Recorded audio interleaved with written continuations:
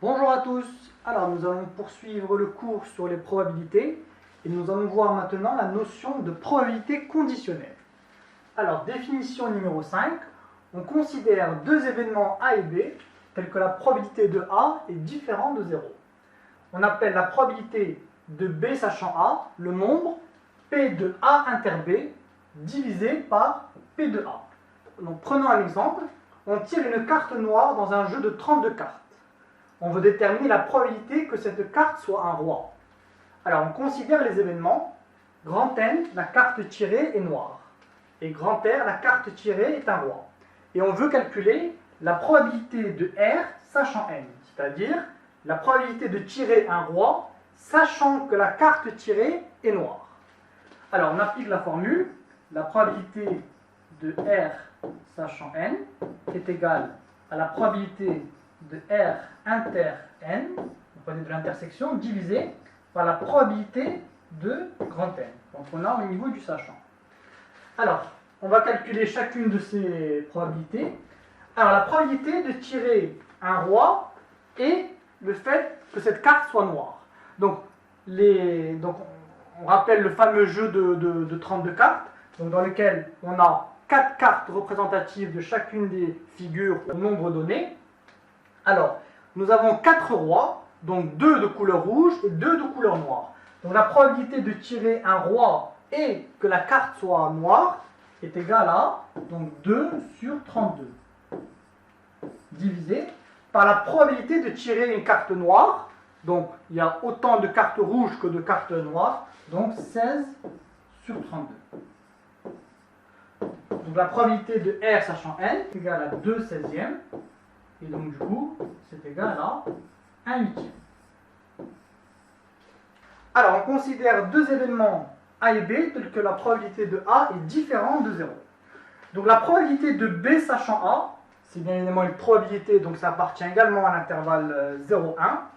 La probabilité de A sachant A, ça c'est égal à 1. La probabilité de l'ensemble vide sachant A, c'est égal à 0.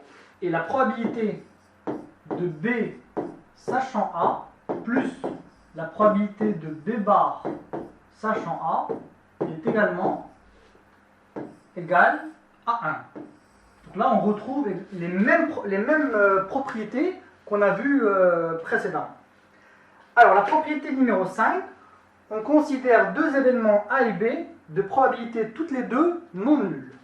Et on veut trouver la formule de la probabilité de A inter B. Alors, donc la probabilité de B sachant A est égale à la probabilité de A inter B sur P de A. Donc on en déduit la probabilité de A inter B. Donc en faisant le produit en croix, on obtient, c'est égal à la probabilité donc, de B sachant A fois P de A. Donc ça, c'est la première expression qu'on peut avoir.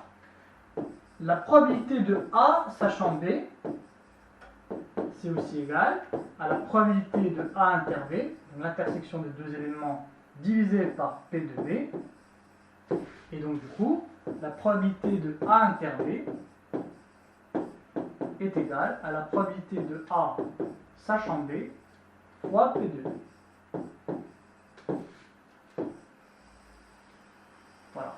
Donc en fonction des informations que vous allez avoir dans un exercice, on va choisir l'une des deux formules. La probabilité de A inter B est égale à P de B sachant A fois P de A, ou la probabilité de A inter B est égale à la probabilité de A sachant B fois P de B. Alors, prenons un petit exemple d'application. Donc ici, on veut calculer P de A inter B, et sachant que l'exercice nous donne P de B sachant A. Alors, on va partir de là. Donc P de B sachant A est égal à P de A inter B sur P de A. Donc en appliquant la définition, d'où P de A inter B est égal à P de B sachant A fois P de A. Donc, ce qui nous donne 0,4